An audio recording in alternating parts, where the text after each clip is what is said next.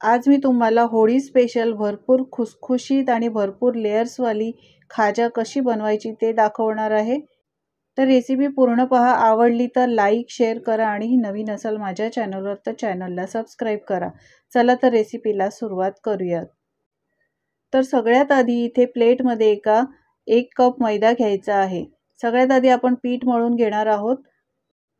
तर हा मैदा मी सुरुवातीला चाळून घेतलेला होता। त्यानंतर चिमूटभर मीठ घालायचं आहे। कोणत्याही गोडाच्या पदार्थात मीठ घातल्याने त्या पदार्थाची चव वाढते।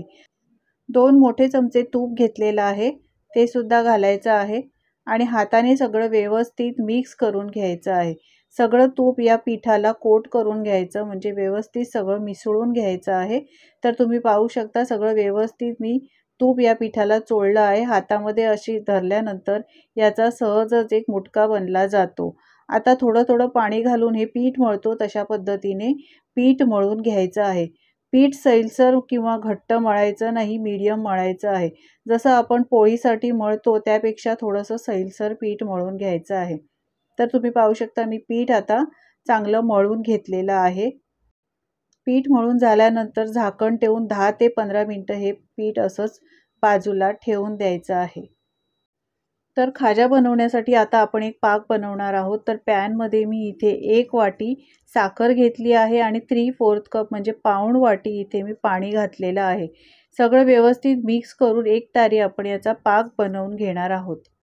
गॅस इथे मी लो टू मीडियम ठेवलेला आहे। पाक आपल्याला घट्ट बनवायचा नाही, तर थोडासा चिकट होईल अशा पद्धतीने एक तारी हा पाक बनवून घ्यायचा आहे।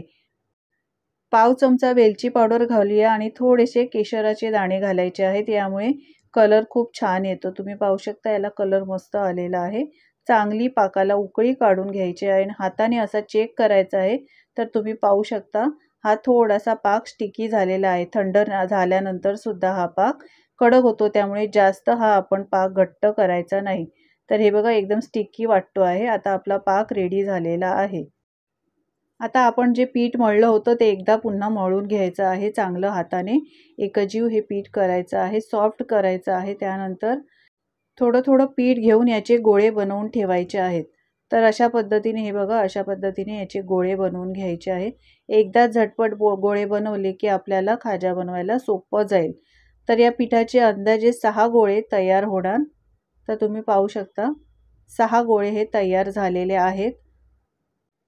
तर खाजा बनवण्यासाठी आपण आता एक साठा बनवणार आहोत। तर साठा बनवण्यासाठी 1 चमचा मी तूप घेतलेला आहे।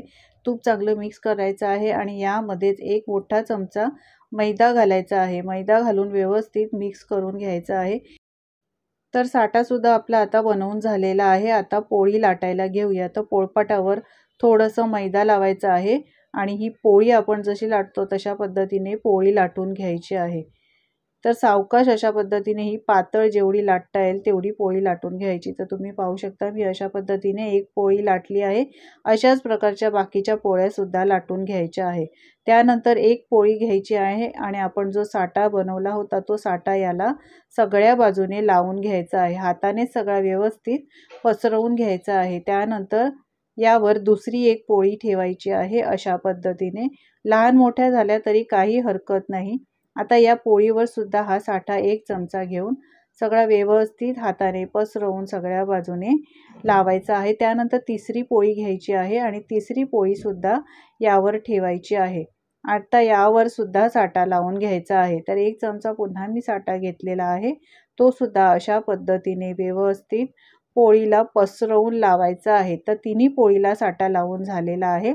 आता हळूहळू अशी पोळी ही रोल करायची आहे, म्हणजे आपण एक रोल बनवून आता घेणार आहोत। तर तुम्ही पाहू शकता एकदम घट्ट आणि टाईट असा रोल बनवला तर याला लेयर्स खूप छान येतात।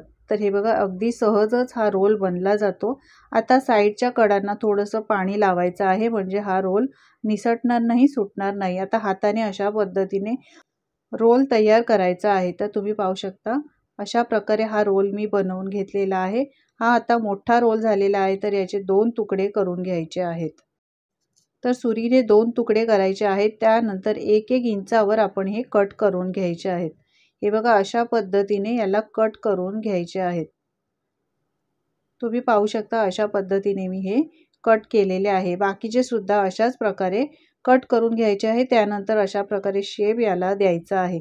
असा शेप दिल्यामुळे त्या दिसायला पण छान दिसतात आणि याच्या लेयर्ससुद्धा खूप चांगले येतात। असेच बाकीचे सुद्धा करून घ्यायचे आहेत। आता हे खाजा आपण तळून घ्यायचे आहेत। तर तेल मी गरम केलं आहे, त्यानंतर स्लो गॅस केलेला आहे।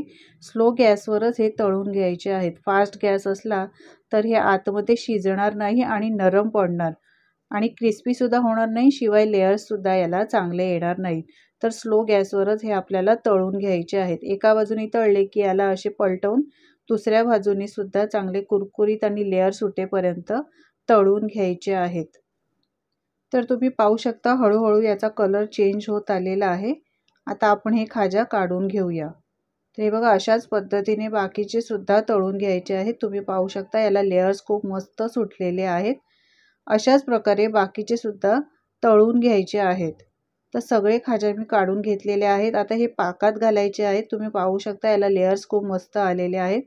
हे पाकात घालण्यापूर्वी पाक थोडासा गरम करून घ्यायचा आहे, कोमट गरम करायचा, जास्त नाही, आणि एक एक खाजा यामध्ये सोडायचे आहेत।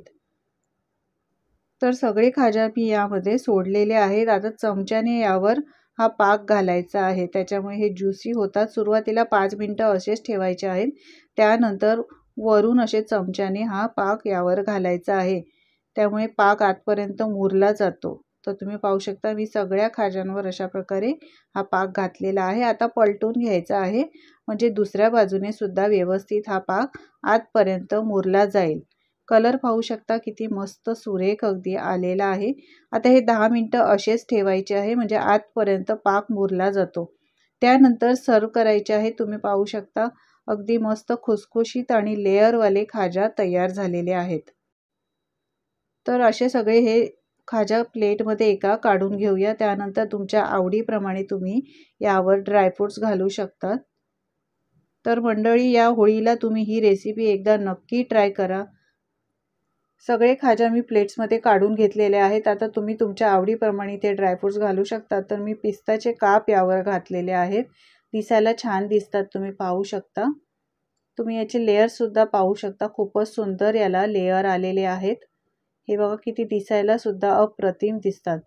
लेयर पहा किती मस्त आलेले आहेत आणि आतमध्ये एकदम ज्युसी सुद्धा झालेले आहेत। अगदी खुसखुशीत असे हे खाजा झालेले आहेत। एकदा नक्की ट्राय करा मंडळी। रेसिपी कशी वाटली कमेंट्स करून सांगायला विसरू नका। रेसिपी आवडली असेल तर लाईक करा, शेअर करा आणि माझ्या चॅनलवर जर तुम्ही नवीन असाल तर चॅनलला सबस्क्राईब करा। व्हिडिओ पाहिल्याबद्दल धन्यवाद।